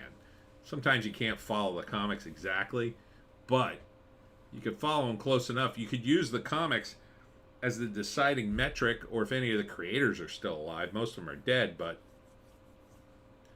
at least use the comics as a guide. And that's what the first Phase 1 was like that. Phase 1 wasn't exactly the comics, but you could see, like, they were following the lead of the comics 99% of the time. Like, it wasn't, they didn't have everything all mapped out in some of those stories, but enough so you felt like, okay, yeah, this makes sense, and it's close enough to the comic that I feel like it's in the spirit of the comic. Everything after, I don't know, Endgame at least, I mean, it starts really with Captain Marvel, but everything after Endgame, it's like, it's not in the spirit of the comics anymore. It's in the spirit of the dopey comics. The dopey current comics that are terrible that nobody wants. Nobody wants Carol Danvers' Ms. Marvel. Or, not Ms. Marvel, Captain Marvel. Nobody wants that. They just relaunched the comic again. I had an article somewhere. A stupid costume. As Yellow Flash points out, she looks like a friggin' marching band person. She looks like she's in a marching band uniform. Got a jacket with gloves, and I give me $1 for every friggin' guy at Marvel that loves to draw fingerless gloves. What is your obsession with fingerless gloves? I don't get it. Were most Marvel guys former hobos and they love fingerless gloves? Why do you keep drawing fingerless gloves? It makes no sense to me. Just put gloves on them. They're superheroes. They punch things. They don't want to get their hands dirty, I guess. They're cartoon characters. You can keep the gloves on so their hands will be a certain color. Why are you going to go with the fingerless gloves? They look so stupid. Can you imagine that superhero getting ready? Oh, I got to go fight aliens. Here, let me put on these fingerless gloves. I don't want to get a lot of alien blood on my hands, but I still got to pick up, I don't know, alien brains? What is it for? It'd be different if Carol Danvers, Captain Marvel, punched some alien, grabbed the gun, and then needed to punch a bunch of buttons and then fire the gun or something. Then maybe you could justify it. You think that much detail is going to go into a fight in current day Marvel comics? I doubt. Press F to doubt. I just came from a comic book convention. Do you want to know how many new comics were in the room? I'll ballpark it at 0. Because there are no hot comics anymore. Not currently. Not that I know of. I mean, almost everything was vintage. Vintage. Now, there was a guy who had more current day stuff, but even that stuff was from back in the day, like 20 years ago. The most current thing, couple of Batman, I guess. Couple of, no, not Spider-Man. It's just no hot books anymore. Some of the new books for many years were hot. Now they're just not hot. I guess the last hot mainstream book maybe was Batman Heavy Metal. Sold well ish. Even that I didn't see in the comic book conventions. Nobody was buying and selling that today. It's like come and gone. So nobody's reading this stuff. Not currently. And these idiots, in my view, at Disney and Hollywood are following the worst comics down a rat hole. And the Secret Invasion story isn't a new story, it's an old story, but that would be one you could follow the old comics. But you don't want to follow anything that was published after Mr. Miracle. Didn't see a one. JC. Nah, didn't see a Mr. Miracle. Nobody was talking about it.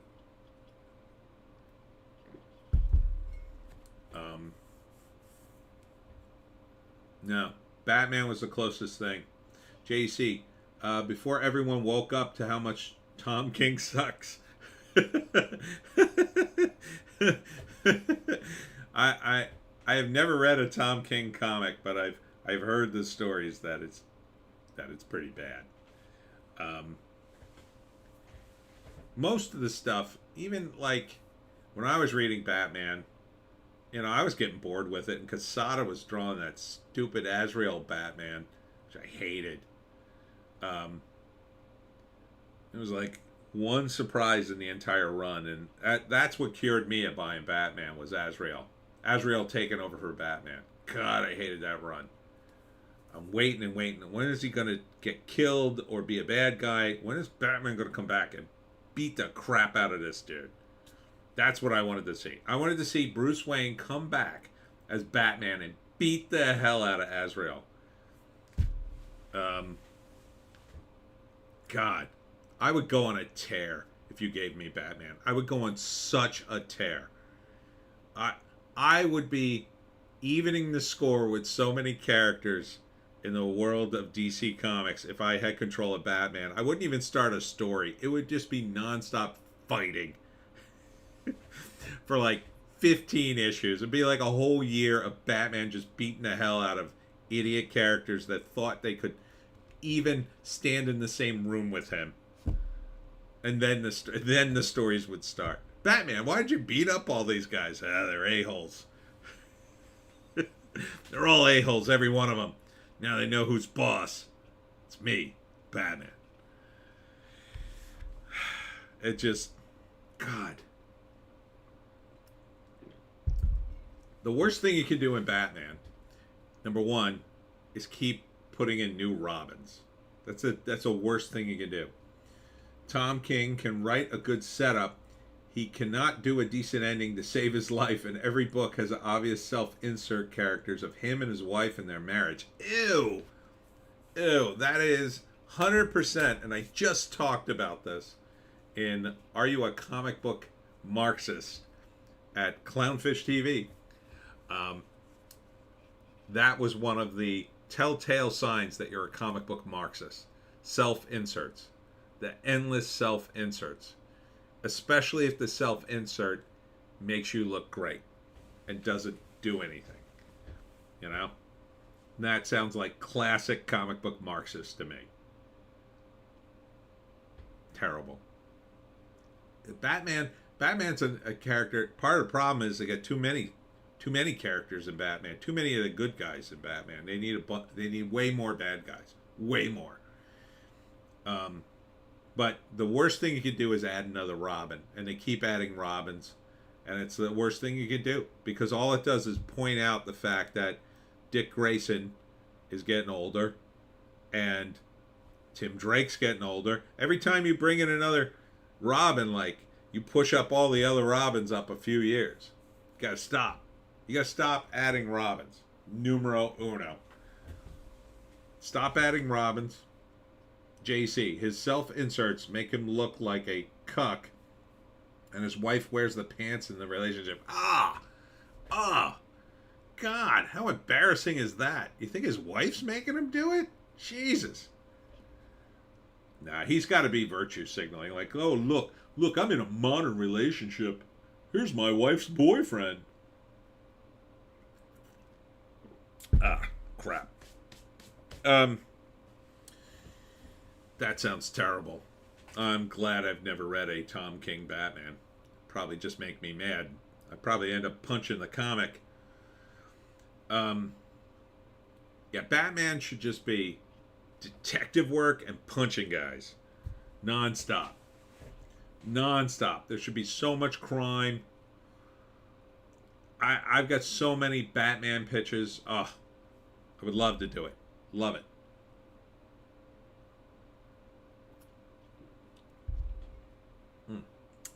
Lemon seed. I would love, if I had my druthers, I would take over Batman and I'd write 4 titles. So one would come out every week, and I would write a continuing story across the month, every single month. And I'd have four art teams working on it, and it would all tie in. And it would be awesome. It would be awesome. And I would introduce new characters. I'd introduce so many new characters, you wouldn't even remember the old villains for a while. And then I'd slowly start bringing them back, but like after 2 years. I'd do like a 2-year run of all new villains. All new villains. Non-stop. Just keep throwing guys at you left and right. I would make every story end within the issue and then continue it in the next issue. You got to go classic comic. JC, I think he's just a hack.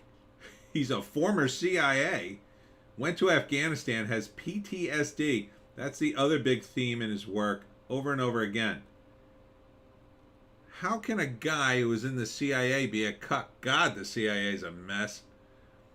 I mean, I heard about this book written by a CIA guy, and basically the premise of the book, and like it's not a fiction piece, it's like real.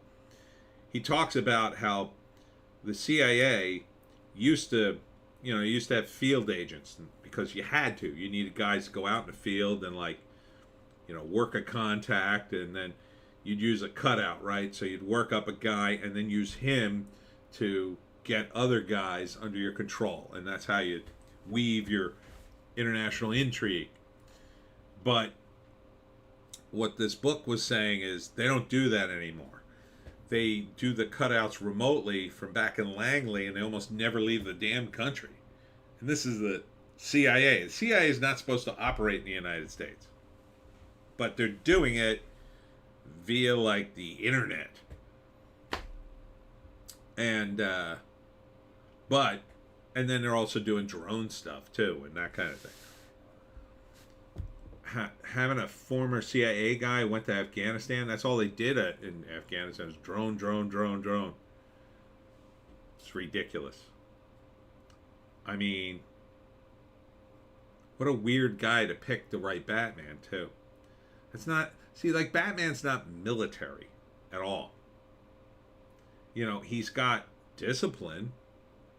That's true. But he's not a military guy. Like, if I had a guy like that, I'd make him write Sergeant Rock. But who the heck wants to see self-inserts in Sergeant Rock either? It's weird. Weird that DC would pick that guy. Weird.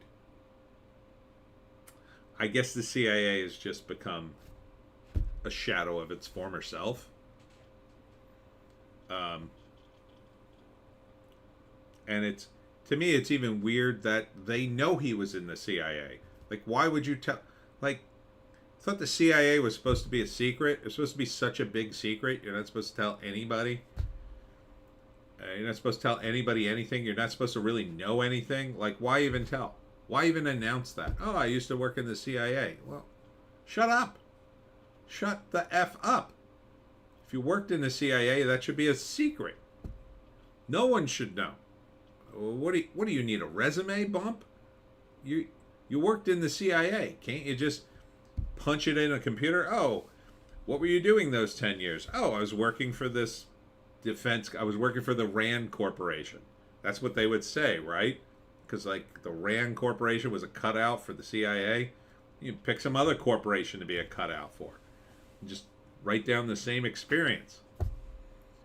But how's a guy like that get to write about Batman? Doesn't make any sense. Batman's not well, I mean, I guess he could. He does do some detective work. It just seems like a weird mix. If anything, give him an original character. I don't know. Agent Cuck. New from DC Comics, Agent Cuck. He's going on a secret mission, but not before his wife pegs him. JC started at Vertigo doing books about Afghanistan. Then his Vision book at Marvel was big, and then he did Mr. Miracle. The first 5 issues were great, then fell off a cliff. That was enough to land Batman. Huh. Weird. Vision book at Marvel. Ugh. It's another character I wouldn't peg for a guy who went to Afghanistan to write, but whatever. Mr. Miracle? Kinda, maybe? I mean, you could make Mr. Miracle more of that kind of character because he's got to escape Darkseid, I guess. I don't know. I think it's more part of the ridiculous, I don't know what you call it, corporate mandate that the big comic book companies had. Like, let's hire a bunch of guys who don't write comics to write comics. Huh? Huh? Like, why would you do that? Why wouldn't you hire writers? Like, why wouldn't you go out and find, like, who's that fantasy guy who's writing all the books that is super popular? Like, why wouldn't you hire a guy like that? That guy's cranking out books. You know how easy it is for me to write a comic book? That's why I say I could write Batman over... I'd literally write 48 issues of Batman. That's not a problem for me. That's not a problem for any writer. I could write a comic script? Are you kidding me? They're short. JC. DC gives their super obscure characters to do miniseries. He did an Adam Strange mini and a Human Target mini. He works with a good artist. That saves his A most of the time. Well, that's a good strategy, actually. Because if you do a character that's obscure, that, like, it's part of the DC IPs, and it does any kind of business, you can point to it as a success. Because, see, if you're on Batman, and the sales could go down, and then you're screwed. So, I would pick characters like that to start with. If I had my druthers, if I was getting into the system, but they would never hire me now. One look at my videos, they'd be like, oh, that guy, no, he sounds awfully based. His wife probably doesn't even peg him. I came close. I was in there. I was in the inner circle for a little while. My friend was drawing Batman, and I was pitching, but couldn't get in. I went right for Batman, too. I didn't pitch any of the other characters. But no, they weren't going to hire me. It just... they wanted... Even then, they wanted, like, weird takes on things. They just want takes, seemingly. You know, the kind of stuff I pitch Batman. I pitched actual Batman stories. You know, Batman doing cool stuff, fighting dudes, solving mysteries. No, we want a take on Batman. It's like, JC, that show WandaVision borrowed a lot from King's Vision miniseries. Oh, well, that explains that. I mean, WandaVision, to me, had to be the laziest pitch of all time for a TV show. The moment they announced it, I was like, what? That, to me, Was that before or after Endgame? I think that was after, right? Just after. I just thought, what a lazy pitch. JC, they wanted to pitch they haven't heard a million times. That was a pitch they heard a million times. Doing the whole TV thing on WandaVision, my God, they've done that a million times. They did it on The Simpsons in that episode, which by then it had already been old. They've done it as, I think, a short film. They did it as originally a sketch. It was originally a comedy sketch. I think it was originally on, I want to say, the BBC. I mean, it's a concept that it's old. Oh, I'm trapped in the TV and we're changing the channels. Oh, no, I'm in different shows. I mean, and then to do that for WandaVision, it made no sense to me. It's like, that's how you make it appealing? It was already two characters. First off, they're on the B team of the Avengers. JC, no, I meant the DC editors you were pitching Batman to. Oh, okay, yeah. Yeah, unfortunately. And, you know, I wanted more old school stuff. They want more, like, personal stories about Batman or something and different pitch. It's like, fans don't want that. They want Batman. They don't want to. They don't want you to go so far off the reservation they barely recognize the damn character. They want Batman. That's what they want. That's why they buy it. It infuriates them. You can hear it in the comic book world. Just go to a show. What's selling? The same stuff that has sold for decades. All the classic Spider-Man. Those were all over the shelves at this show. People are buying back issues like crazy. And with the modern stuff, you know how much they were buying stuff for? $1.50.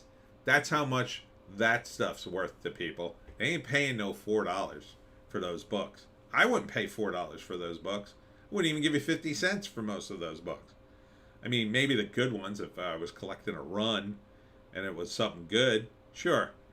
I once bought the entire run of, like, American Flag for, like, $5. It was great. Oh, man, what a purchase that was.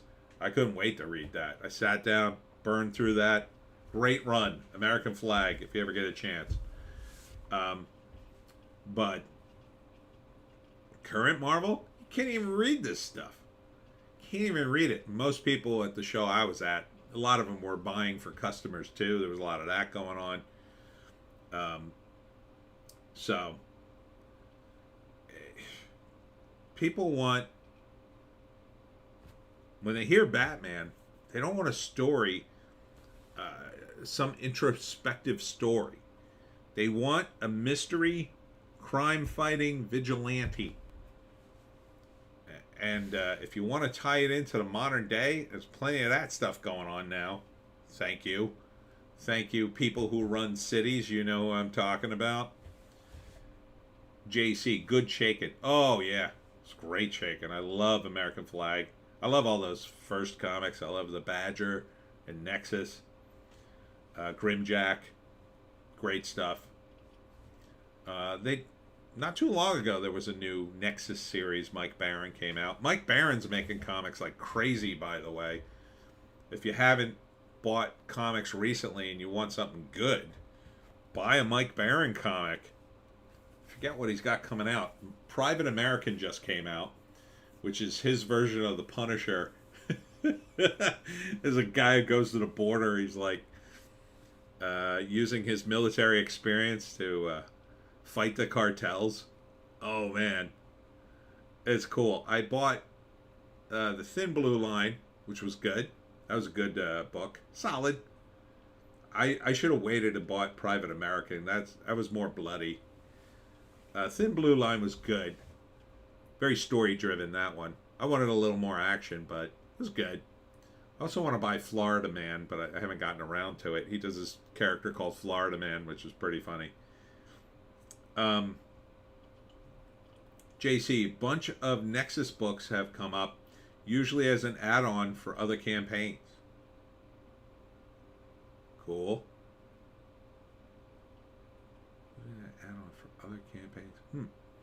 There are a lot of them out there. There's a lot of Nexus miniseries over the years. Um, Almost too many, really.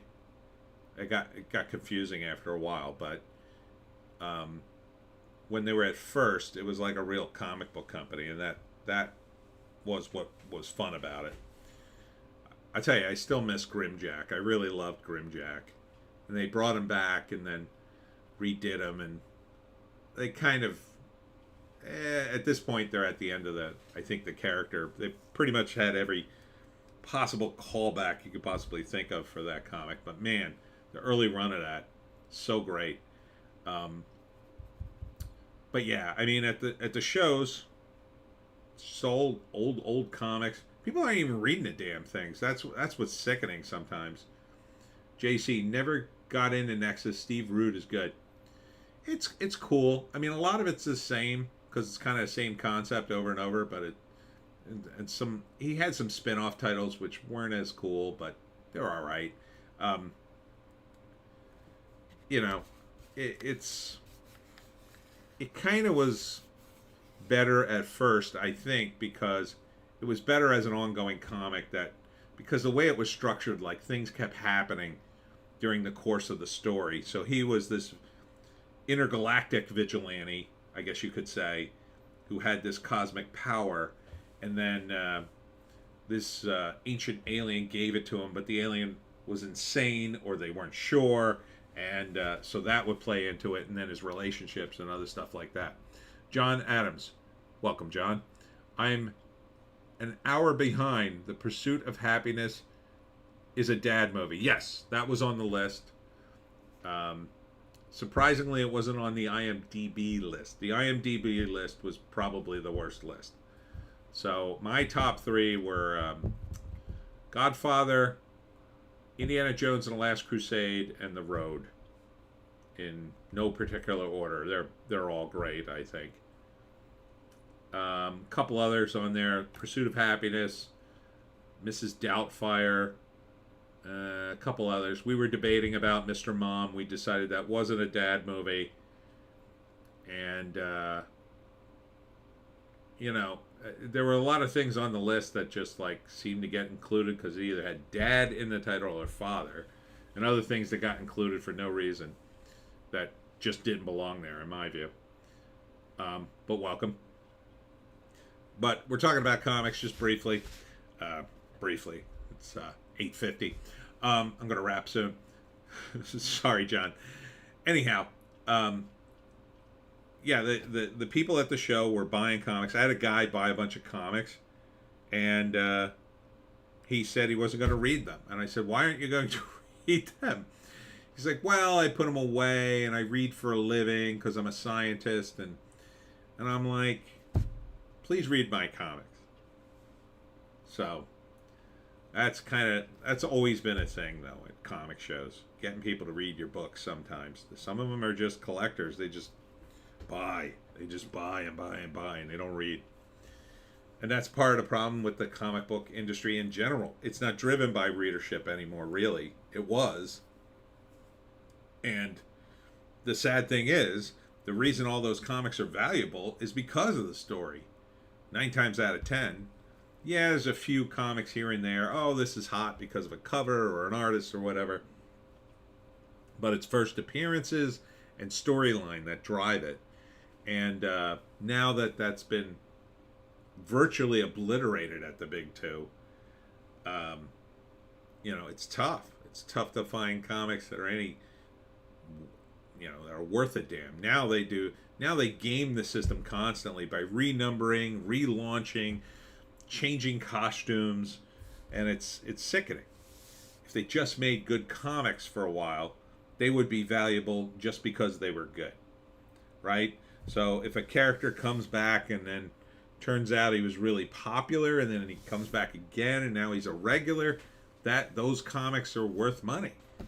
That's the Punisher, right? The Punisher showed up and he was just a character, but everybody liked him, and then he came back, and then he came back, and then he got his own book, and that's how those old comics are worth a lot. A lot of characters started that way because they had a working Marvel universe, a working DC universe. Now in my view, neither of the universes work. They're all a mess. You got a bunch of people doing their own takes at every possible angle, and it's just like all over the place. It's just like a bunch of tendrils out into the ether, meaning nothing now. Whereas before you had this thing that was cool. It was almost like a little box, and you could look in the box and you could see their universe and see all the cool stuff that was happening. And now it's just like exploded. Now it's all over the place. You don't even know what to look at because none of it matters. None of it matters in their universe. And it's been a long time since, if I took over Marvel or DC, that would be my first directive. It would be like, okay, we have to rebuild the continuity now. So let's push the reset button and say, okay, this is where all the characters are. Let's start some cool stories and now have a continuity and keep track of it all. And this is the way Batman looks, and this is the car he's driving, and this is when he started, and this is Spider-Man, and this is where he lives, and this is where he is in his life, and that's where we're keeping him, and that's the way you do it. You map it all out so it works. It's functional. And then you play around within that little box. You don't break the box. You have to have a sandbox. You have to have edges to the box. These guys don't have edges anymore. It's anything. Oh, I'm doing a take. Spider-Man's a cowboy. No. No. Someone has to be the grown-up in the room. There's no more grown-ups in comics. They're just... And the fans, they just buy what they want to buy. They're, they don't follow all this stuff. They just, they just know when something sucks. They just stop buying it. Oh, I'm done. And then they go off and buy something else. Oh, I'm going to go back and collect the old ones. That's the ones I really liked. Okay. And then you just lose them and they never come back. And, it's sad. It's sad. They had a great industry and now it's ruined. And it's like they could be making money. You can make it profitable. But no one has an interest in doing that because compared to the other stuff, it's not worth it for them. So nobody cares. So until they completely destroy it and then say, okay, we don't care about this anymore, and they either sell it, which may happen. The new rumor is now Disney is either going to sell off Lucasfilms, possibly with Star Wars, or they might sell the MCU, or they might sell both, because they may be in a lot of financial trouble. Because keep in mind, Iger had to cut out $5.5 billion worth of overhead, which I think he's done, but that included the closing of the Star Cruiser, which was that massive billion-dollar hotel that Kathleen Kennedy wanted to put up. And it hasn't even been open a year, I don't think. I think it was open 8 months. So that's a pretty big outlay of money to fail. And for them to close that completely, it's like one thing to say, okay, now we're going to, I don't know, cut back all the services and we're still going to use it as a hotel, but JC, sell the whole thing to Apple. They might do that as well, which would be crazy. Yeah, if you think Disney's woke now, wait till Apple gets a hold of it. JC, like 18 months. 18 months the hotel lasted? I thought it was less than that. And then, oh my God. Can you imagine now Apple owns Disney? Now every time you turn on your damn Apple phone, there's a stupid character popping up, and Mickey Mouse is the face of it and shows up and everything, or the MCU or whatever. I don't know.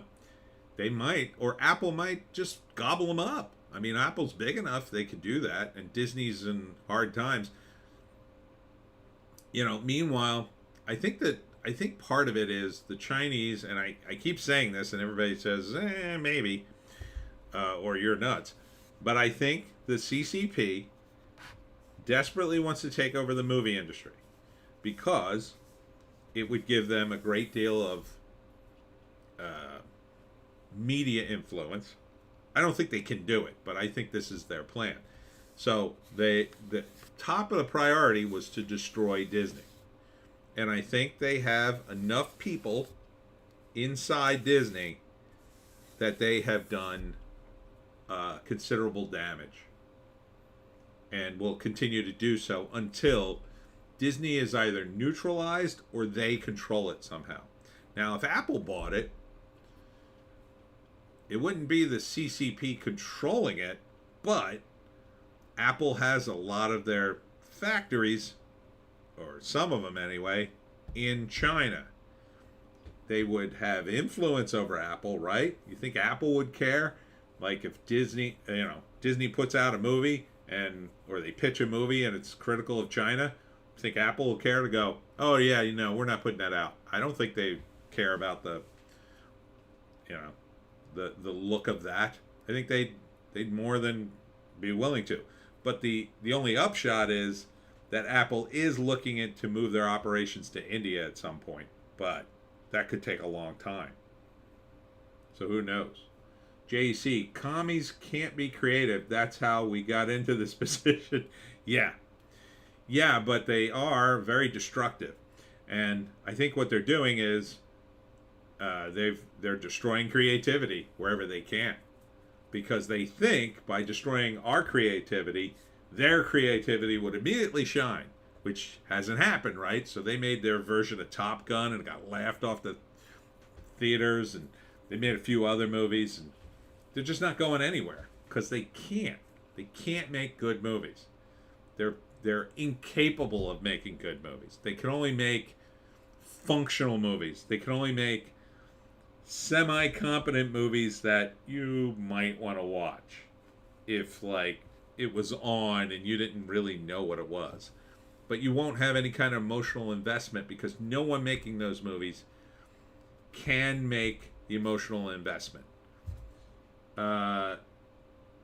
JEC, if Apple is smart, they'd get out of China altogether. I think they made some noise about it. I don't know how real they are, but they're a company, so I think they still have a good deal there. So I think they're going to drag their feet too long until India comes along and gives them a close to better deal or a better deal.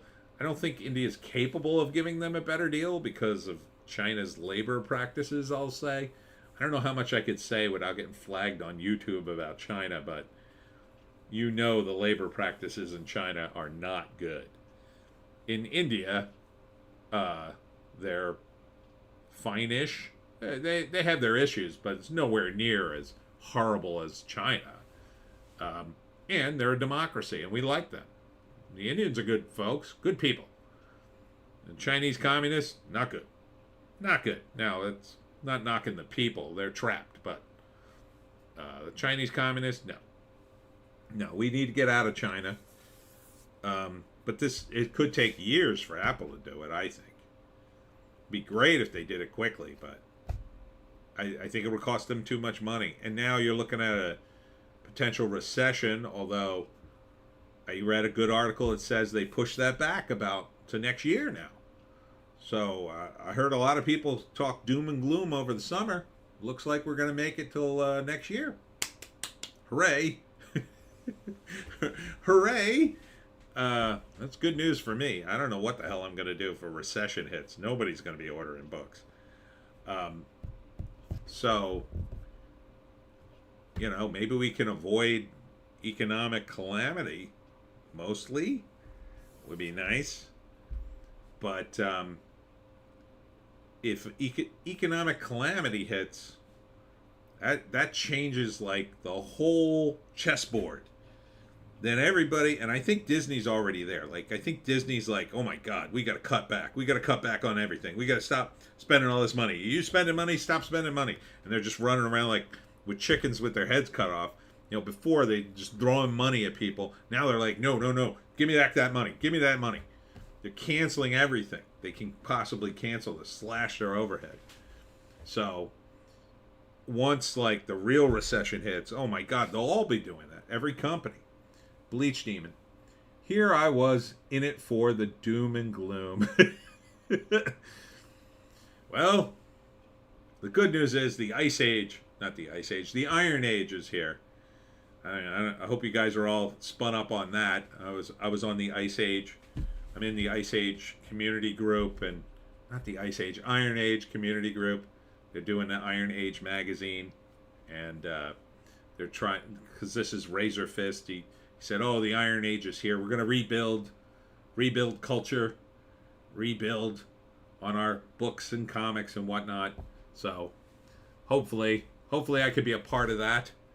Hopefully my books are selling somewhere. So, on that note, buy a book. I'm going to wrap it here. Final thoughts before I go, if anybody has them. Besides buying my books, I will be selling books at Sunrose Books on Thursday in Ocean City, New Jersey. Then I will be in LBI on Saturday at 2 p.m. for a big signing there at the LBI Book Swap. And then on Sunday, I'm going to the Car Truck Motorcycle Showdown at the Salem County Fairgrounds. And I've never been there before. JC, you should ask Drinks with Crazy to have you on a show to talk about your books. I will do that. He's like an Iron Age guy, I think. Yeah. I've been trying to work that, but I'm also scatterbrained, so. Bleach Demon, great stream as usual. Cheers. Cheers to you, my friend. Thanks for dropping by. And hope you guys all have a good week. Check me out on the Lotus Eaters. I'm doing my pirates. Yarr. Pirate stuff. All this week on the Lotus Eaters. Yarr. Me and we Scurvy Joan will be seeing you on the Lotus Eaters. I already uploaded my video for tomorrow. JC, yeah, Iron Age, yeah. And the Comics Gate guys are doing stuff too. What's the name? Ethan Van Sciver was just, I think he had something come out. I think an action figure. And he seems to be doing very well. And Isom #2 is live. So they're raising money for that. Already raised like $1 million, I think. JC, also my friend Ishii would have you on his show if you ask.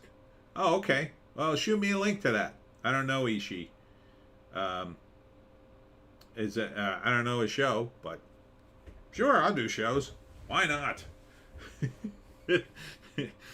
I don't know if Joan will do it. I'll have to talk to her agent. She always gives me a problem.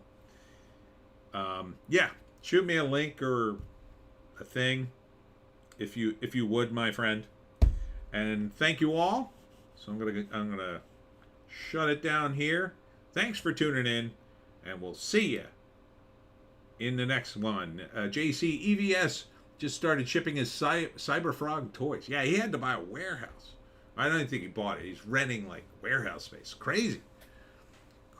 I'm not at that point yet. That would be nice. It'd be nuts. JC J Ishru Finney on YouTube. Okay. Should I just ask him? Should I drop your name? So I said, JC sent me over here. I will. I'm going to drop your name either way. I hope you have a good rep with him. Anyhow, thanks for tuning in, and we'll see you